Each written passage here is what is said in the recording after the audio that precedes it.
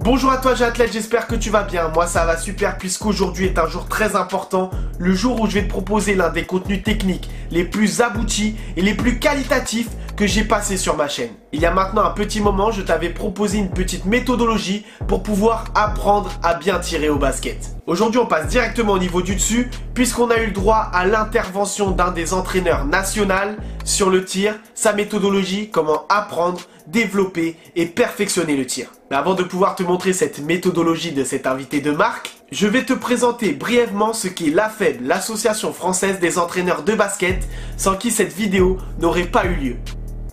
Et qui de mieux que Christian Dessert, actuel président de l'AFEB, pour savoir ce qu'est cette association et dans quel domaine elle contribue à développer le basket. Historiquement, qu'est-ce que c'est que l'AFEB?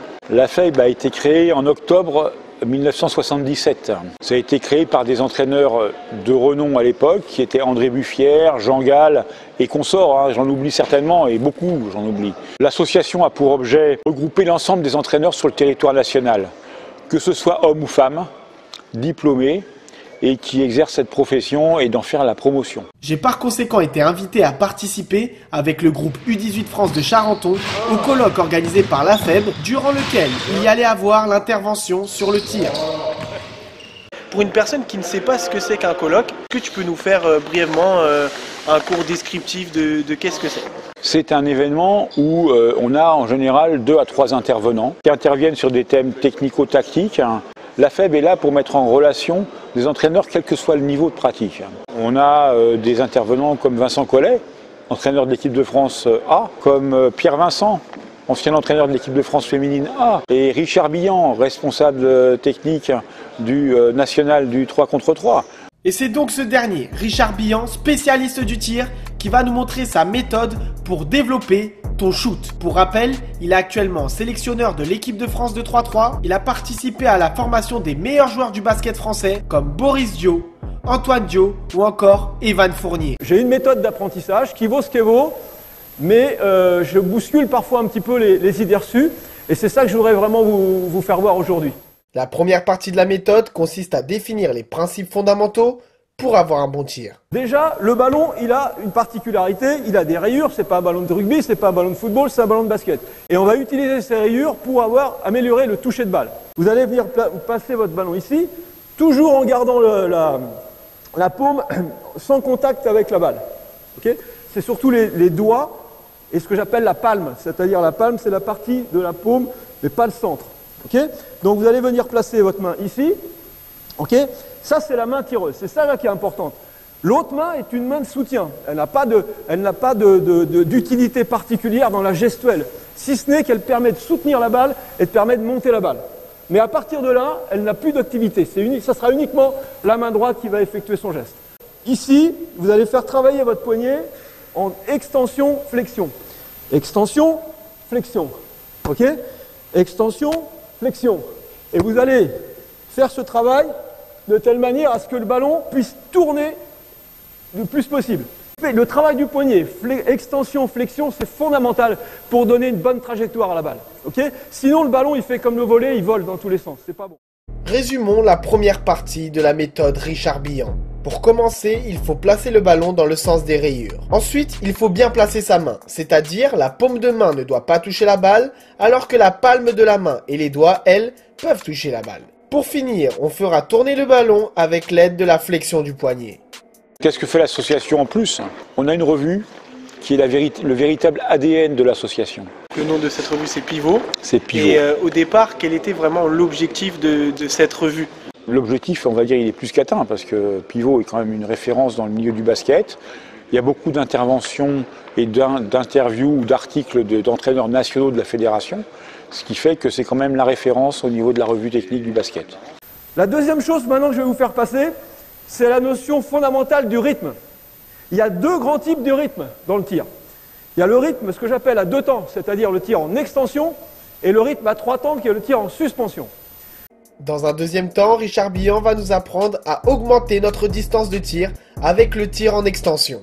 Pour être un bon tireur, il faut être relâché. Ça, c'est le tir, ce que j'appelle moi en extension. C'est-à-dire que vous allez prendre la balle, vous allez tirer, vous allez sauter, mais le lâcher du ballon va se produire au moment de la montée. C'est-à-dire que Vous allez prendre la balle, vous allez tirer, pardon, ici, et vous allez lâcher la balle dans la montée. Ça va vous permettre de faire des tirs de très très loin. Et je dirais que cette méthode-là, c'est la méthode qu'il faut employer pour les jeunes. Parce que des jeunes n'ont pas la force de faire du tir en suspension.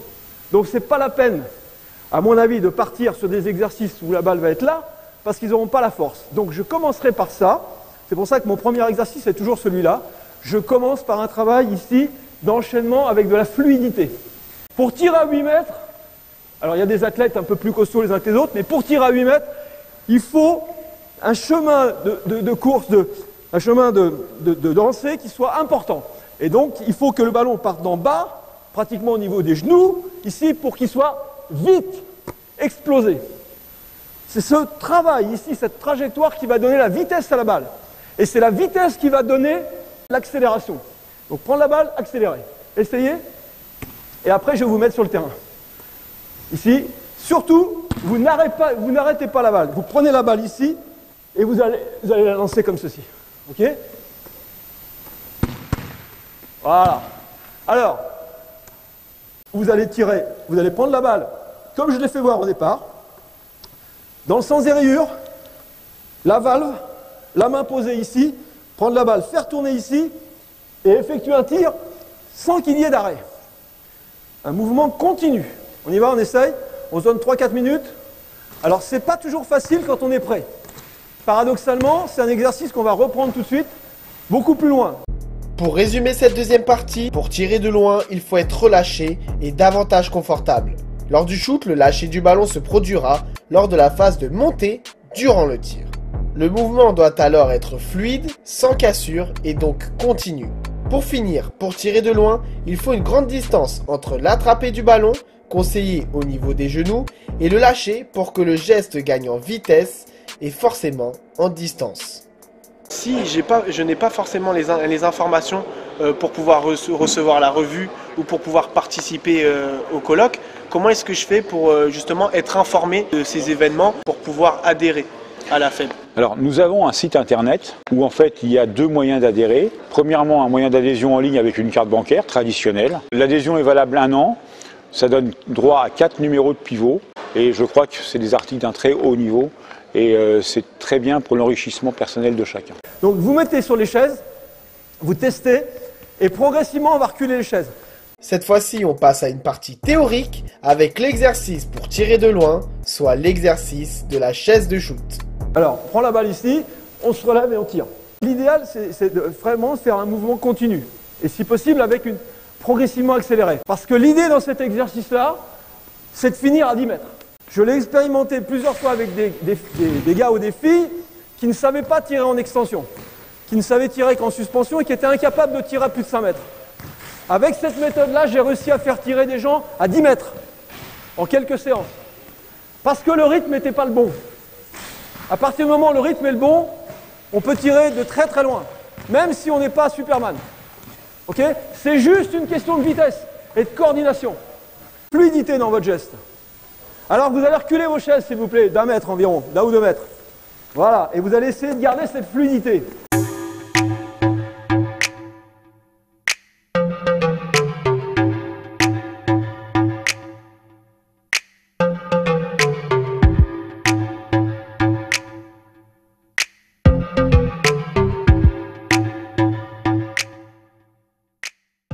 Lors de cet exercice pratique, il est davantage conseillé de réaliser un mouvement continu, fluide et rapide. Pour éviter les gestes trop courts, il faut davantage utiliser les jambes, forcément avoir une synchronisation de tout le corps et tout le geste de tir pour augmenter sa trajectoire et augmenter les chances de réussite lors du tir.